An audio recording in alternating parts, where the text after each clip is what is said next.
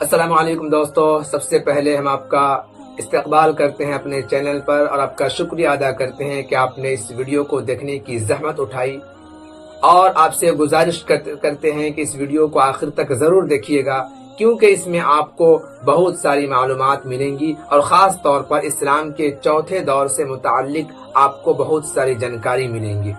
اسلام کے کل 5 زمانے ہیں۔ ایک دور نبوت، اس کے متعلق ہم نے پہلے ویڈیو بنا چکا ہے۔ دوسرا دور خلافت، تیسرا دور ملوکیت۔ ان تینوں کے متعلق ہم نے اسی چینل پر ویڈیوز اپلوڈ کر دیا ہے۔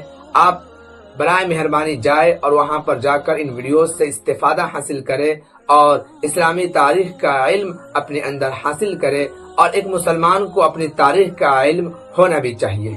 میرے عزیز دوستو، یہ چوتھا دور، جسے دور فتنہ بھی کہہ سکتے ہیں، آپ ظلم کا دور بھی کہہ سکتے ہیں، یہ پہلے کے 3 مرحلوں اور 3 زمانوں سے نہایت تاریک و بدترین اور پریشان کن دور ہے، جو خلافت عثمانیہ کے زوال سے شروع ہو کر امام مہدی کے ظہور پر ہی ختم ہوگا۔ یہ زمانہ 102 سال پورا کر چکا ہے۔ اب اس کی مدت کی تعیین امام مہدی کے ظہور کے بعد ہی کی جا سکے گی۔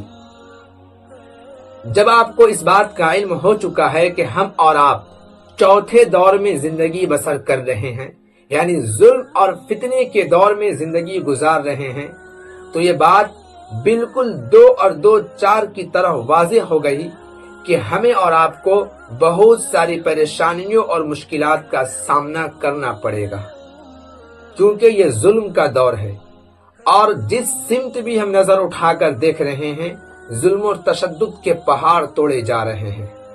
آج مسلمانوں کی تعداد کوئی کم نہیں ہے۔ پوری دنیا میں تقریباً مسلمانوں کے 55 یا 56 ممالک ہے۔ اس کے باوجود بھی مسلمان ذلیل و خوار ہے۔ اس کی سب سے بڑی وجہ تو وہی ہے جو اللہ رب العزت نے اپنے مقدس کلام کے اندر ارشاد فرمایا ہے، ظہر الفساد فی البر والبحر بما کسبت ایدی الناس، کہ دنیا میں جو فساد برپا ہوا ہے، جو فساد مچا ہوا ہے، یہ تمہارے ہی اعمال اور تمہارے ہی کرتوتوں کا نتیجہ ہے۔ اور دوسری وجہ یہ ہے کہ فرمایا گیا کہ جو دنیا میں بے حیائی، فحاشی، عیاری، مکاری، بے ایمانی اور امانت میں خیانت، یہ چیزیں عام ہو جائیں گی تو تم پر ظالم حکمراں کو مسلط کر دیا جائے گا، اور آج وہی ہو رہا ہے۔ اب سوال یہ پیدا ہوتا ہے کہ اس دور میں مسلمان کیا کرے؟ تو اس کا جواب یہ ہے کہ رسول اللہ صلی اللہ علیہ وسلم نے ارشاد فرمایا کہ جب تم ایسا دور اور ایسا زمانہ پاؤ تو تم حق اور ناحق کو پہچانو، یعنی تمہارے سامنے کئی تنظیمیں ہوں گی، کئی جماعتیں اور کمیٹیاں ہوں گی، کئی پارٹیاں ہوں گی، کئی ایسے سربراہ اور رہنما ہوں گے، تو تم ان میں سے حق اور ایک ناحق کو پہچانو۔ جس کا حق ہونا واضح ہو چکا ہو، تم اس کا سپورٹ کرو، اس کی تائید کرو، اس کی مدد کرو، اس کی حمایت کرو، اس کے لیے اس کے حق میں بولو، اس کے ساتھ مل کر ظلم کا مقابلہ کرو۔ اور اس دور میں سب سے زیادہ ضروری چیز جو ہے وہ ہے اپنے ایمان کی حفاظت کرنا، اپنی نسلوں کی ایمان کی حفاظت کی فکر لینا۔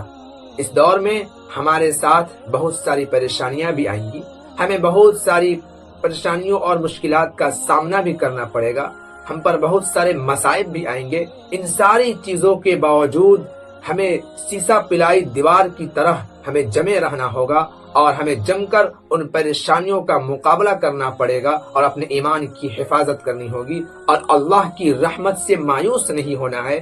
اللہ کے اس مقدس کلام کے اس ٹکڑے کو سامنے رکھنا ہے، وَلَا تَيْأَسُوا مِن رَوْحِ اللَّهِ، کہ تم اللہ کی رحمت سے کبھی مایوس مت ہو۔ انشاءاللہ اسلام کے 5ویں دور سے متعلق اگلی ویڈیو میں بات کریں گے، جس میں امام مہدی کے ظہور سے متعلق بات ہوگی۔ امام مہدی کا ظہور کب ہوگا، ان کے آنے سے پہلے کیا کیا نشانیاں ظاہر ہوں گی، کیا علامتیں ظاہر ہوں گی، کب ان کا ظہور ہوگا، کیا اس سارے پس منظر انشاءاللہ اسلام کے 5ویں دور یعنی اس سے اگلی ویڈیو میں ہم آپ کو بتائیں گے۔